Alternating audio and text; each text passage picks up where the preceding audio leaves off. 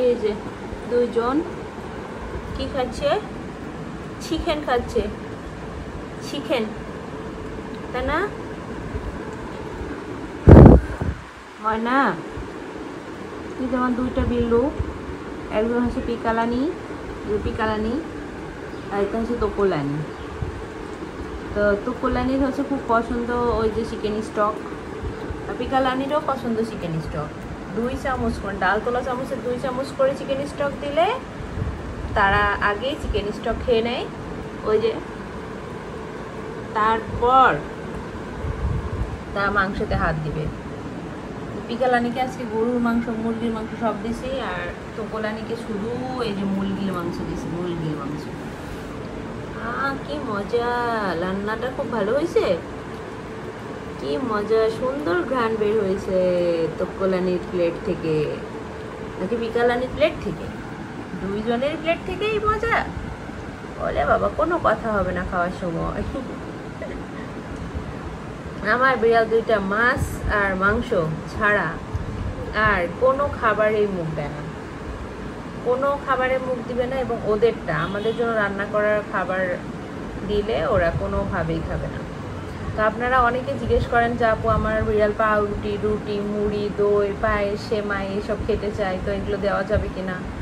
এগুলো আসলে দেওয়া যায় না, এগুলো দিলে ওদের সমস্যা হয়, কারণ ওরা হচ্ছে মিষ্টি খাবার খেলে ওদের সমস্যা হয়, মিষ্টি দই খেলে ওদের সমস্যা হয়। আপনি শুধু টক দই দিতে পারবেন, আর ওদের জন্য এভাবে আলাদা করে রান্না করে দিবেন। কেউ কেউ কমেন্ট করেন যে আপু আমার হচ্ছে বিড়ালের আমরা যা খাই তাই খেতে চাই, মুখের দিকে তাকিয়ে থাকে, তো আমরা আমাদের মাছ মাংস ধুয়ে ওদেরকে দিই। ধুয়ে যদি আপনি একটা বিড়ালকে খেতে দেন, তো সেটা আসলে খাওয়িয়ে লাভটা কি বলুন তো?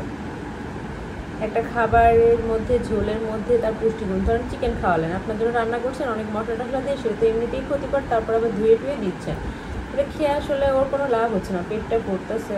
ওদের শরীরে অনেক প্রোটিনের প্রয়োজন, কারণ ওরা হচ্ছে মাংসাশী প্রাণী, তো ওদের শরীরে প্রচুর পরিমাণ প্রোটিনের প্রয়োজন থাকে, যার কারণে ওদের জন্য একটু কষ্ট করে আলাদাভাবে রান্না করুন, আলাদাভাবে মাছ মাংস কিনুন। তাহলে ওই যে পিকাচু গরুর মাংস খাচ্ছে কি সুন্দর করে, আমি তো প্রেশার কুকারে রান্না করে দিই, মাত্র রান্না করলাম, অনেক সুন্দর সিদ্ধ হয়ে যায়, একটু গরম গরম আছে না মা? তো ওদের জন্য আসলে আপনাদের ওই ধুয়ে খাবার দিয়ে কোনো লাভ হবে না, পেট ভরবে বাট ওদের জন্য কোনো উপকারে আসবে না। তো একটু কষ্ট করে ওদের জন্য আলাদাভাবে মাছ মাংস কিনুন, আলাদাভাবে রান্না করুন, আলাদাভাবেই খেতে দিন। আমাদের জন্য যে পরিমাণ মশলা ইউজ আমরা করি, এটা ওদের জন্য খুবই ক্ষতিকর। ওদের তখন পশম পড়ে, ওদের পেট খারাপ হয়, পেট ডায়রিয়া হয়, আমাশয় হয়, নানান রকম সমস্যা হয়, কারণ ওরা হচ্ছে কাঁচা খায়। বড়দের সিদ্ধ করে দিলে ওদের কৃমির সমস্যাটা হয় না, পেটের সমস্যাটা হয় না, মুখে গন্ধ হয় না। তাই একটু পানি দিয়ে জাস্ট সিদ্ধ করে দিবেন, সামান্য পরিমাণ হলুদ গুঁড়া দিয়ে, তাহলে যে কৃমির জন্য ভালো হবে, কৃমিটা হবে না, পেটেও হবে। সুন্দর করে ওই যে পিকালানি সুন্দর করে খাচ্ছে, এই যে তোকোলানি সুন্দর করে খাচ্ছে, কেমন সুন্দর করে খাচ্ছে দেখছেন? কারণ হচ্ছে আমি একটু কষ্ট হলেও ওদের জন্য আলাদাভাবে রান্না করি। আমি কখনো আমাদের খাবার দিই না, আর আমার বিড়াল দুইটা কখনো কোনো কারো খাবারের দিকে মুখ দিয়ে তাকিয়ে থাকে না, কোনো খাবার ওদের সামনে রাখলেও কখনো মুখ দেয় না। ওদের জন্য আলাদাভাবে রান্না করলে ওরা সেটাই খায়। তো আপনারা এই কাজটা করবেন। অনেক খাবারের ভিডিও আমি দিই রেসিপি সহ, আমার চ্যানেলের প্লেলিস্টে বিড়ালের খাবার বলে একটা প্লেলিস্ট আছে, আপনারা চাইলে সেখান থেকে ভিডিওগুলো দেখে ওদেরকে রান্না করে দিতে পারেন। খুব সহজ রেসিপি, কোনো কষ্ট নাই, বাসায় প্রেশার কুকার থাকলে আরও কষ্ট নাই। মাছ মাংস যেটাই হোক সুন্দর করে রান্না করে ওদেরকে খেতে দেবেন, একটু কষ্ট করে কিনবেন।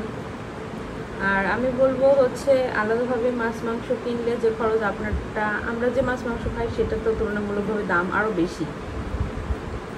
ওদেরকে আমরা ফার্মের মুরগি খাওয়াই, সামুদ্রিক মাছ খাওয়াই, আমরা খেতে গেলে আরও বেশি দামি মুরগি খাই বা মাছ খাই, তো সেটাই খরচটাও বেশি হয়। তো আপনারা একটু কষ্ট করে যদি এই কাজটা করেন তাহলে খুবই ভালো হয়। তো আশা করি বুঝতে পেরেছেন। সবাই ভালো থাকবেন, সুস্থ থাকবেন। আমার পিকারানি টুকুসটানির জন্য অনেক অনেক দোয়া করবেন। যেমন কেমন কি সুন্দর খাচ্ছে, দেখছেন? আজ এই পর্যন্তই। সবাই ভালো থাকবেন, সুস্থ থাকবেন। আল্লাহ হাফিজ।